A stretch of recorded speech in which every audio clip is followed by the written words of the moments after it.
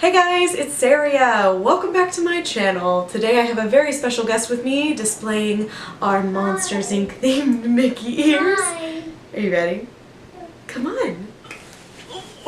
Can you say hi? Hi. Say my name. It's Kawa. What's your name? Kawa. Kawa. Baby, what type of ears did Mommy make you? Boo. Boo ears? Do you like them? Yeah. What made this? What is that part? Is it an eye? It is an eye. And why are two eyes? Because that's how Boo's costume looks when she dresses up as a monster. You remember that part? So I've done sewing ears before, simple sew ears. I did a Beauty and the Beast pair. It was actually my first Mickey ear video. I'll link that in the description box below. But this time I decided to demonstrate the child size. Here. Thank you. Thank Thank you, my little helper.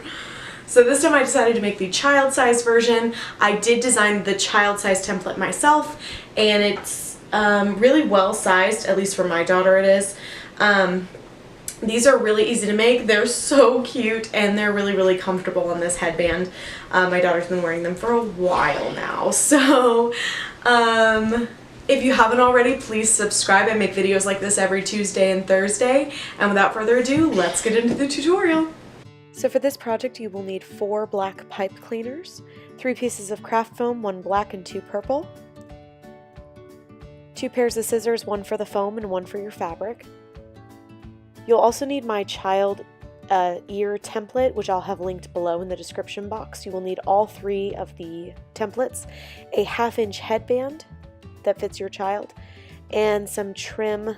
I chose this white kind of puffy ball trim. And then you'll need fabric. I chose this purple shiny scale fabric that reminded me of Boo's monster costume. You'll also need your hot glue gun, hot glue sticks, thread to match your fabric, a sewing machine, and pins, as well as some stuffing. You're going to need a mop. I actually got mine from Dollar Tree. Yes, which is good because I'm going to destroy it. So you're going to be cutting pieces of this off, so I definitely would advise spending little to no money. Then ping pong balls, which I also got from Dollar Tree. A black marker. Because my fabric was black, I actually wish I'd had a silver Sharpie, so if yours is like that, I would definitely grab one. So start out with your ear cut line template, and then you're going to trace it onto your fabric. This I did need the black marker for, but I don't know if a silver Sharpie would have worked for this. I'm not really sure. So I traced it, I went ahead and cut it out with my fabric scissors, and you're going to need 4 of these, 2 per ear.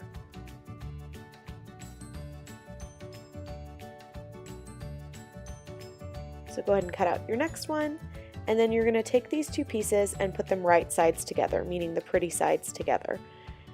And then go ahead and pin them together.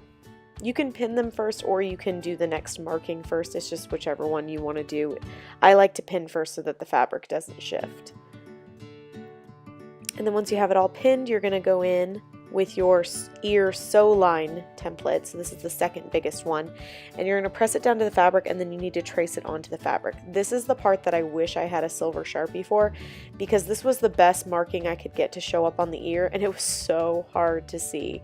So if you have a silver Sharpie, I would definitely encourage it. I tried a pencil and it just didn't really show up, so just gotta wing it sometimes. Alright, so go ahead and head over to your sewing machine, and you're just gonna stitch following the line that you marked. I will say something that helped me is I noticed that if I just kept the fabric lined up with the inside of the sewing foot, that was a pretty accurate, what's that called, inseam, for the ear. So if you can't see your line too well, just try to use the inside of the foot as your guide. So then I went ahead and turned my ear inside out, and it's looking pretty good. So I went in with the foam template next and traced the 2 of these on the foam. The reason you're going to need 2 is because 1 is not really thick enough, so you're going to cut out 2 per ear, so 4 total, and then you're going to glue them together. Not all 4 of them, just 2 of them. So for the first ear, go ahead and take 2 pieces of your craft foam that you cut out to be shaped like the ear. Go in with your hot glue gun and hot glue those 2 pieces together for 1 ear.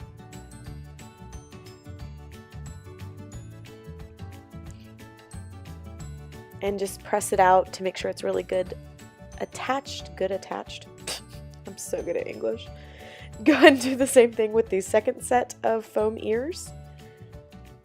Make sure that it's good attached. And then you're going to fold it kind of like a taco and shove it into the ear that you sewed.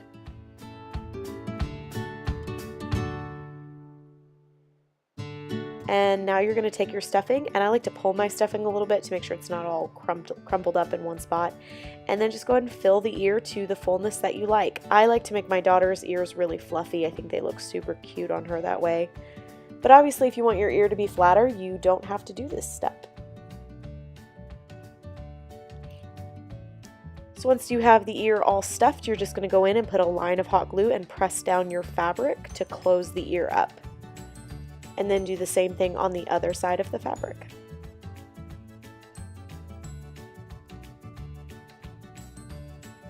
So now for placement. I usually place my daughter's ears 2 inches apart. I like to place the headband on the edge of the table to make sure that I'm centering them correctly. I know they don't look perfectly centered in the picture, but they are.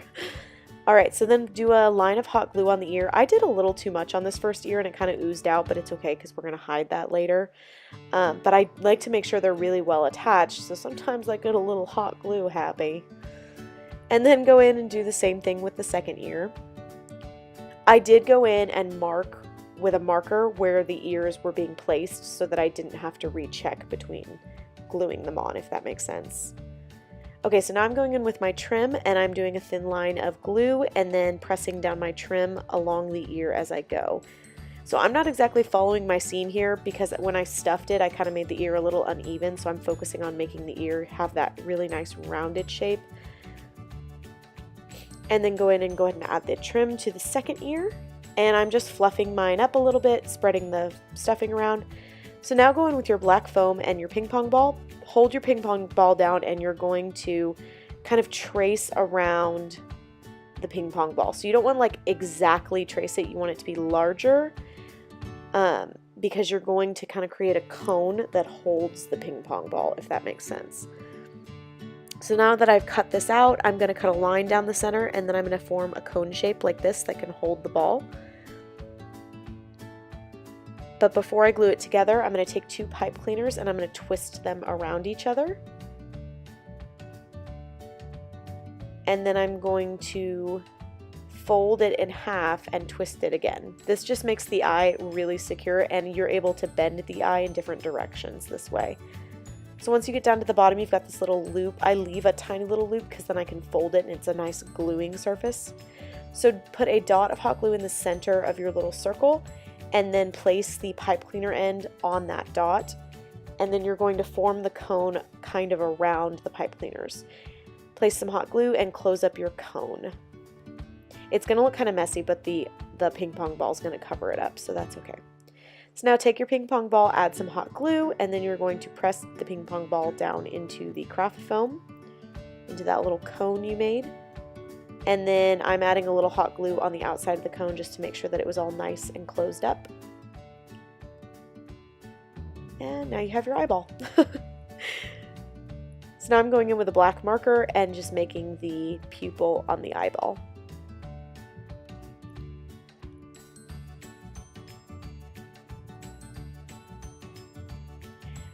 So I thought that mine were a little bit too tall, so I decided to take my pipe cleaner and fold it over a third time, not in half, just like a little bit, and then I twisted it to make it secure, and this ended up being a really nice little placement for gluing it down.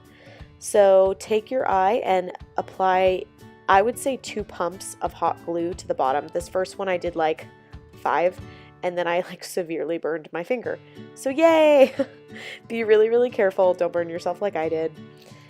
But you really only needed 2 pumps, and I only do 2 on the next eye. So now that it's dry and I have it down, I can reposition it and bend the pipe cleaners the direction that I want. And I'm going in with the second eye and doing the same thing. And don't worry if it looks kind of messy when you glue the eyes down, because the last thing that we do is going to cover all the mess up. So now take your mop and then take your scissors and you're going to cut off strands of the mop. I had no science for this, I just kind of cut them randomly. I just tried to make sure that most of the strands were around the same size, and I cut about 3 thick chunks. But I don't think I ended up using all of it. So I grabbed one of the chunks, and then I grabbed one strand and I wrapped it around kind of like I was making a bow. And you can actually glue it on like a bow if you really like the Minnie Mouse kind of look.